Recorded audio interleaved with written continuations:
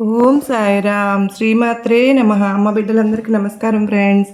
ఎలా ఉన్నారండి? ఏం చేస్తున్నారు? అందరూ కూడా అమ్మ దయ వలన సుఖంగా సంతోషంగా ఉన్నారు అని చెప్పి అమ్మవారిని తరపున నేను కూడా మనస్ఫూర్తిగా వేడుకుంటూ ఉన్నాను ఫ్రెండ్స్.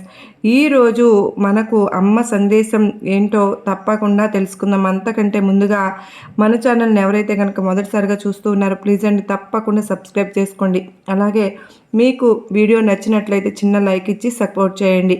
మరి ఈరోజు అమ్మవారు బిడ్డ నువ్వు ఖచ్చితంగా నా మీద నీది భక్తి నిజమైతే గనుక ఇప్పుడు చెప్పే మాట నీకోసమేనమ్మా, శ్రద్ధగా వింటావు కదూ. ఈ దుర్గమ్మ తల్లి సందేశం వింటే కనుక బిడ్డ నీది నా మీద నిజమైన భక్తి కనుక ఇప్పుడు చెప్పే మాటలు నీకోసమే. బిడ్డ నువ్వు నీకు కావలసిన కోరిక తీరే మార్గము చెబుతాను, వెంటనే విను అని చెప్పి దుర్గమ్మ వారైతే చెప్తూ ఉన్నారు ఫ్రెండ్స్. మన అమ్మవారు ఏమి చెప్పబోతూ ఉన్నారో అమ్మవారి మాటల్లోనే వినే ముందు మీరు కనుక మీ జీవితంలో జరిగినటువంటి అమ్మవారు మాకు చాలా కనెక్ట్ అవుతూ ఉన్నాయక్క అని చెప్తూ ఉన్నారు కదా, మీ అందరికీ కూడా అంతగా నచ్చినప్పుడు మీ హ్యాపీనెస్ని నాకు షేర్ చేయండి. అలాగే అమ్మవారి సందేశం నా మీద అపారమైన నమ్మకం పెట్టుకుని ఉన్నావు, నిజమైన భక్తి పెట్టుకుని ఉన్నావు. అలాంటి నేను నిన్ను బిడ్డగా స్వీకరించకుండా ఉంటానా? నన్ను నువ్వు తల్లిగా దైవంగా స్థానంగా ఉంచావు. అలాంటి నేను నీకు ఎప్పుడూ రక్షణగానే ఉంటాను. నీకు ఎటువంటి ఆపద వచ్చినా సరే ఆ ఆపదకు సరైన మార్గం చూపుతూ నిన్ను ఎప్పటికప్పుడు రక్షిస్తూ ఒడ్డుకు చేరుస్తూనే ఉన్నాను. నీకున్న కోరికలు, నీకు వచ్చిన బాధ, మనసులో నిరాశ, నువ్వు బాధపడకుండా నీకు ధైర్యాన్ని శక్తిని ఇచ్చేది ఎవరు? నేనే. ఆ ధైర్యాన్ని నీకిచ్చిన ఈ దుర్గమ్మను గుర్తించలేకపోతున్నావు. ఎందువల్ల అంటే నీ మనసంతా భారంగా ఉంది కనుకనే. అనుకున్నది ఒక్కటి కూడా జరగట్లేదు అనే మనసుని భారంగా ఉంచుకున్నావు. నా మీద భక్తి ఉంటే ఇది నీకు సరైంది కాదు కనుక అమ్మ నీకు ఇవ్వలేదు అని గుర్తిస్తావు కదా. కానీ నువ్వు ఎక్కడో భక్తి అనేది పక్కన పెట్టేసి బాధ మాత్రమే నింపుకుని ఉన్నావు. నీకు బాధనంతా మర్చిపోయి దిగులు మాత్రమే నింపుకుని ఉన్నావు. ఆ బాధ దిగులు మొత్తం నిన్ను కనుమరుగు చేస్తుంది. నీకు కావలసిన కోరిక తీరలేదని బాధపడడం సహజమే, కానీ నీ కోరిక ఎందుకు తీరలేదు అని ఆలోచించావా? అది నీకు ఆపద కలిగించేదిగా ఉంటుంది. నీకు అది సరైనది కాదు. నీకు తర్వాత దుఃఖంలోకి నెట్టేసేదిగా ఉంటుంది. అందుకే కదా ఈ దుర్గమ్మ నీకు కోరిక తీర్చినది. ఆ చిన్న విషయాన్ని నువ్వు గుర్తించలేక బాధపడుతున్నావు. నా బిడ్డ బాధపడితే నేను మాత్రం చూడగలనా చెప్పు? నిజమైన భక్తి ఎప్పుడూ కూడా కన్నీరు పెట్టదు. తప్పకుండా నాకు మంచి జరుగుతుంది, జరగలేదు అంటే నా మంచికే అనుకోవాలి. నీకు ఒక మంచి చిన్న కథను చెప్పిన. ఆ ఆలయానికి వెళ్ళే మార్గం చాలా కఠినమైనది. ఒకరోజు ఆలయం ప్రధాన పూజారి చనిపోయారు. ఆలయ నిర్వాహకులు కొత్త పూజారిని నియమించడం కోసం పరీక్షలు నిర్వహిస్తూ ఉన్నారు. క్షమించండి, రావడానికి ఆలస్యమైంది. నేను కూడా పూజారి అభ్యర్థికి అని పరిచయం చేసుకున్నాడు ఆ యువకుడు. ఆ యువకుడు కూడా పూజారి పనికి చేసుకున్నాడు. ఎందువల్ల ఆలస్యమైంది? అది పోటీ నిర్వహించే వాళ్ళు అడిగారు. అప్పుడు నేను ముందుగానే బయలుదేరాను, కానీ ఆలయానికి వచ్చే మార్గం రాళ్ళు రప్పలతో ఉండడం వలన రాళ్ళు తీస్తూ వస్తూ ఉన్నాను. దీంతో చాలా ఆలస్యమైంది అని చెప్పాడు ఆ యువకుడు. అతని సమాధానం పూజారికి ఎంపిక చేసే సభ్యులకు నచ్చింది. పూజలు చేయడం వచ్చు అని సభ్యుడు అడిగాడు. వచ్చు అని చెప్పి సభ్యులు అడగగా అక్కడ నేను నిత్య ప్రార్థనలు చేస్తూ ఉంటాను, విగ్రహాలను శుభ్రం చేయడం, అగరవత్తులు అంటించడం అన్నీ వచ్చు అని చెప్పి సమాధానం ఇస్తాడు ఆ యువకుడు.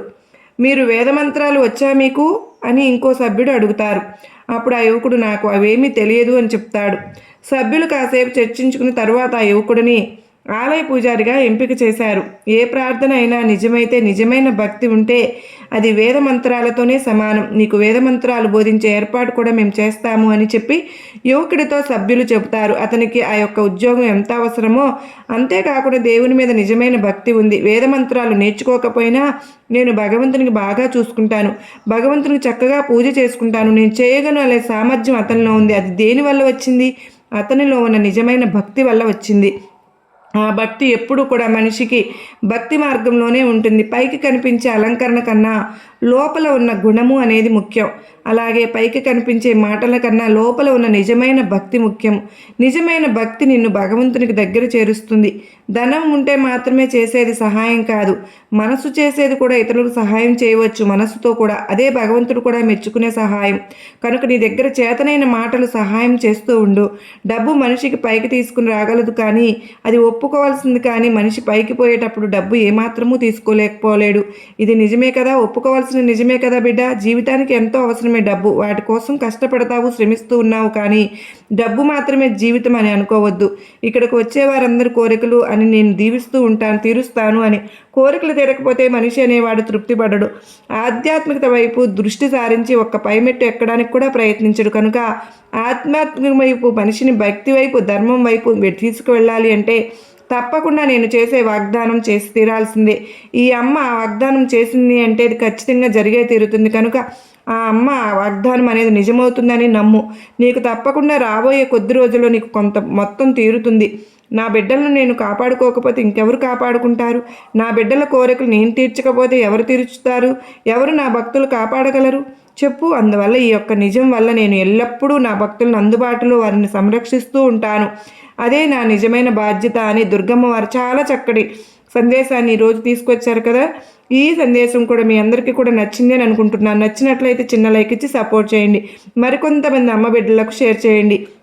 అమ్మ వాగ్దానం చేశారు అంటే ఖచ్చితంగా మన జీవితాల్లో సుఖ సంతోషాలను తీసుకొస్తారు అని చెప్పి మనందరికీ నమ్మకమే కదా. నీకు నా ఆశీర్వాదములు ఇస్తాను బిడ్డ, నీకు ప్రతి ఒక్కటి నీ కోరిక తీరుస్తాను అని అమ్మ అభయం ఇచ్చిన తర్వాత మనకెందుకు భయం చెప్పండి?